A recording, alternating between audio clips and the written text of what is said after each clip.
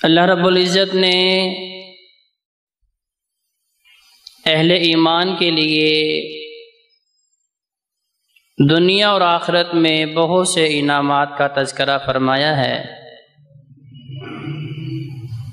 چونکہ ایک انسان کے لیے حقیقی کامیابی یہی ہے کہ وہ اس چیز کے اندر اپنی فلاح و بہبود تلاش کرے جس چیز میں فلاح اللہ نے رکھی ہے، چونکہ وہ اللہ ساری کائنات کا خالق اور مالک ہے، سارا نظام چلانے والا ہے۔ تو اللہ کے وعدے بھی سچے ہیں۔ اللہ نے جو اپنے بندوں کے ساتھ دنیا میں مدد کرنے کی اور آخرت میں کامیاب ہونے کی خوشخبری سنائی ہے، یقیناً وہ خوشخبری بھی سچی اور کھری ہے، اور ہونا بھی چاہیے کہ جو لوگ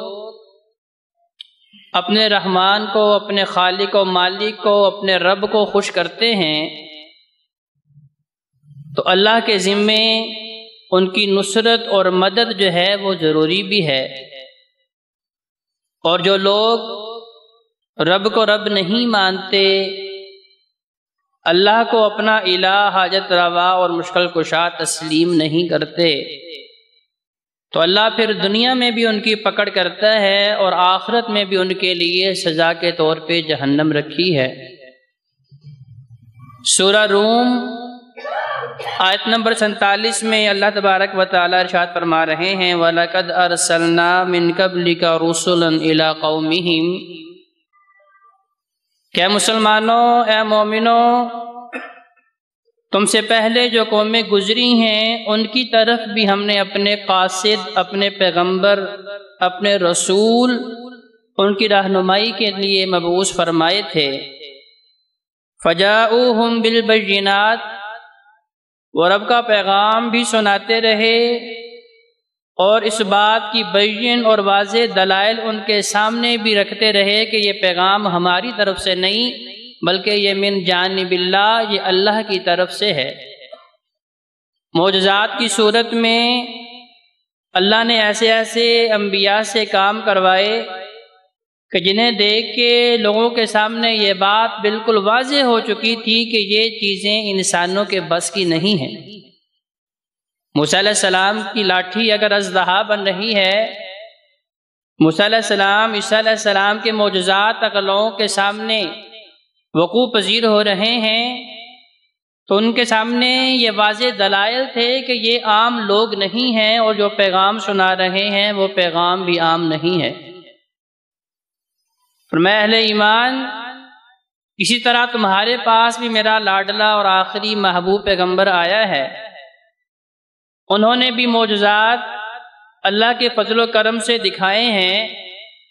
کہ چاند دو ٹکڑے ہوا، لوگوں نے اپنی نگاہوں سے دیکھا، وہ جادو نہیں تھا، وہ حقیقت تھی۔ ہاتھوں میں پتھروں نے، انگریزوں نے کلمہ پڑھا، وہ جادو سحر نہیں تھا بلکہ وہ ایک بہت بڑی حقیقت تھی۔ نبی علیہ السلام کی انگلیوں سے چشموں کا جاری ہونا، بے شمار ایسے معجزات، فَجَاءُوهُمْ بِالْبَيِّنَاتِ، کہ اللہ نے فرمایا کہ واضح دلائل لوگوں کے سامنے، واضح تجربات کر کے دکھائے۔ کیوں؟ تاکہ وہ اللہ کی حقانیت کے اوپر تسلیم جو ہے سر تسلیم خم کر لیں، اللہ کی توحید کو مان لیں، انبیاء کی رسالت کو مان لیں، اور اس حقیقت کو مان لیں کہ اس دنیا میں وہ اپنی مرضی سے نہیں آئے،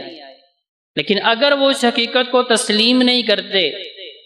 فَانْتَقَمْنَا مِنَ الَّذِينَ أَجْرَمُوا، تو بھائیو بڑے ہی سخت الفاظ، کاش کہ ہمیں بھی یہ الفاظ سمجھ آ جائیں۔ فَانْتَقَمْنَا، اللہ فرماتا ہے میں پھر ایسے لوگوں سے انتقام لوں گا، مِنَ الَّذِينَ أَجْرَمُوا، جو اللہ کے مجرم ہیں۔ اللہ کے مجرم کون ہیں؟ کہ جو مقصد تخلیق اللہ نے مجھ اور آپ کو دیا کہ ہم نے رب کی بندگی کرنی ہے، ہم نے رب کو رب ماننا ہے، ہم نے اسے اپنا مشکل کشا اور حاجت روا تسلیم کرنا ہے، اس کے حکم کے مطابق اسی کے سامنے سجدہ ریز ہونا ہے، اسی کے نام پہ نظر و نیاز دینی ہے، اسی کے سامنے مشکل میں ہاتھ اٹھا کے مدد اور نصرت مانگنی ہے، اگر ہم ایسا نہیں کر رہے فانتقمنا من الذین اجرموا، تو فرمایا کہ تم سے پہلی قوموں نے ایسا کیا کہ اللہ کو چھوڑ کے انہوں نے اور چیزوں کو اپنا حاجت روا اور مشکل کشا جب تسلیم کر لیا، اپنے ہاتھوں سے تراشے ہوئے بتوں کو اپنا خالق و مالک مان لیا، ان کے اندر اللہ کی قوتوں کو تقسیم کر دیا، اللہ کی طاقتوں کو ان کے اندر تلاش کرنا شروع کر دیا، تو فرمایا اللہ کہتا ہے کہ یہ مجرم ہیں، فانتقمنا من الذین اجرموا، ایسے لوگوں سے پھر ہم نے انتقام بھی لیا۔ اور دیکھیں اللہ نے قوم عاد، قوم سمود ایسی قوموں کا تذکرہ کیا جنہیں اللہ نے بڑا مال و زر دیا تھا، بڑی طاقت دی تھی، بڑی نعمتیں دی تھیں، بڑی سہولتیں آسائشیں دی تھیں، لیکن چونکہ یہ سارا کچھ زمین و آسمان انسان کے لیے ہے، اس کے اندر کے تمام خزانے انسان کے لیے ہیں، لیکن انسان ان چیزوں کے لیے نہیں ہے، انسان تو صرف اپنے رب کے لیے ہے۔ تو جب وہ اپنے رب کو بھول جاتا ہے تو اللہ فرماتا ہے فانتقمنا من الذین اجرموا وکان حقا علینا نصر المؤمنین، اور فرمایا کہ اہل ایمان کی مدد بھی میرے اوپر لازم ہے۔ اب ایک ہی آیت میں اللہ تبارک و تعالیٰ نے دیکھیں دونوں کو حقیقت بتا دی کہ اگر ہمارے اندر حقیقی ایمان ہے تو ایسا ممکن نہیں ہے کہ اللہ مدد نہ کرے۔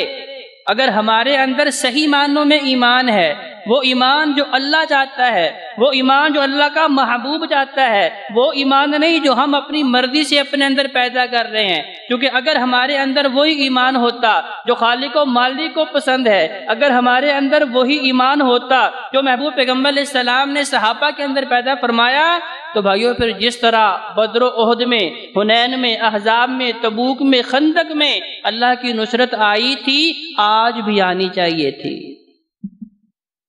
آج اگر اللہ کی نصرت نہیں آ رہی، کیونکہ آج کا ہمارا موضوع یہی ہے کہ اللہ کی نصرت میں اتنی تاخیر کیوں ہے، اللہ کی مدد آنے میں اتنی تاخیر کیوں ہے، اللہ کی نصرت و مدد جو ہے ہم سے روٹھی کیوں ہے،